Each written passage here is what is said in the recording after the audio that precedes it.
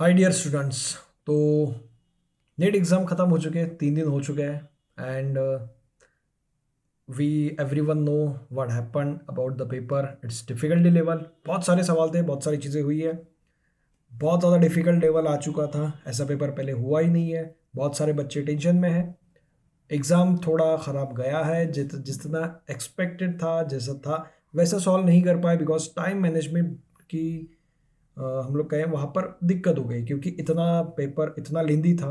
Particular physics की बात करें तो फिजिक्स में ही इतना टाइम लगेगा, तो फिर कैसे पेपर सॉल्व हो पाएगा और कैसे हम लोग जो एक्सपेक्टेड स्कोर है वहाँ तक पहुँच पाएंगे। उन सब में जब ये एग्ज़ाम चल रहा था तब बहुत सारी चीज़ें टेंशन में भी आ जाता है, बहुत एंजाइटी होती है, टेंशन होता है, प्रेशर होता है।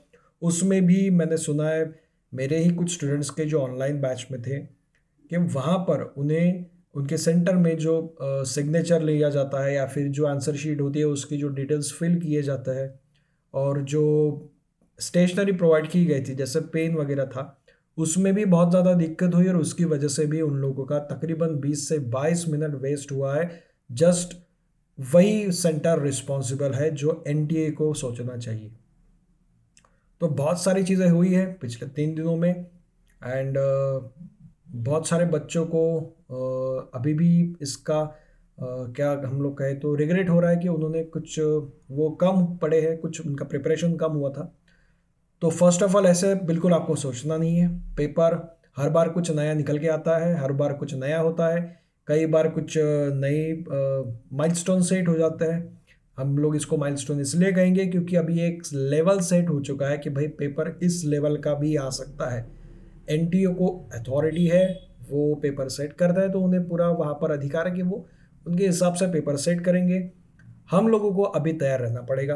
अभी आने वाले एग्ज़ाम जो भी नीट के होंगे अपकमिंग ईयर्स में, तो चाहे वो रिपीटर्स हो या फिर रेगुलर स्टूडेंट्स हो, हमें भी as a teacher, as a coaching institute, हमें भी अभी ये रिस्पॉन्सिबिलिटी है कि हम बच्चों को इस तरह से भी प्रैक्टिस करवाएंगे कि चाहे कैसा भी पेपर है, बिकॉज अल्टीमेटली वहाँ पर हम लोग जाएंगे तो पेपर कैसा आएगा, ईजी आएगा या हार्ड आएगा, that is not in our control. तो वहाँ पर जैसे भी होगा हम लोग उसको टैकल करने चाहिए। ज़्यादा हार्ड हो गया जैसे इस बार आया था, तो अभी ऐसे पेपर को टाइम मैनेज करके कैसे सॉल्व करना है, ये स्ट्रैटेजी के ऊपर अभी बच्चों को काम करना पड़ेगा आने वाले टाइम में। तो हर बार एग्ज़ाम जैसा होता है कुछ ना कुछ नया अपने को सीखने को मिलता है। So that's it, take it positively.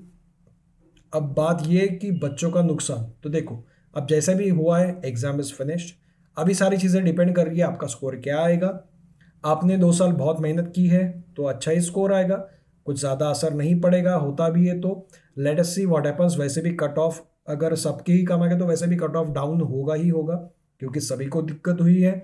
And अभी आपको सिर्फ आपके अपकमिंग जो भी फ्यूचर है उसके ऊपर फोकस करना है। रिजल्ट जो लगेगा उसके ऊपर आपको डिसीजन लेने हैं, रिपीट करना है कि सीधा सीधा आपको जो दूसरे करियर ऑप्शंस है उसको चूज करना है। सो अभी आप अपना वैकेशन एंजॉय कीजिए। पेपर के डिस्कशन बहुत सारे चैनल्स पे हुए हैं ऑलरेडी, आप जाके देख सकते हो। बट अभी उन सब चक्करों में अभी पढ़ना ही मत, छोड़ो अभी सब चीज़ें। Just enjoy your vacations. और जो बच्चे नेक्स्ट ईयर में, अभी जिनको पता है कि मेरा स्कोर कम होगा या फिर बिलो द एक्सपेक्टेशन होगा तो मैं रिपीट करूंगा ही, जिन्होंने डिसाइड कर लिया है, तो अभी 1 महीने का आप ब्रेक ले लो, शांति से बैठो। आप कहीं घूमने जाओ, जस्ट एंजॉय योर वैकेशन, उसके बाद में प्रिपरेशन स्टार्ट करो। ये जो रिपीट करने वाले हैं उनकी बात कर रहा हूँ मैं। और जो बच्चे ऑलरेडी 11th से 12th में जा रहे हैं, देखो आपको अभी समझना पड़ेगा कि आपके लिए भी पेपर ऐसा सेट हो सकता है, तो अभी आपको अभी से ही प्रिपरेशन स्टार्ट करनी है।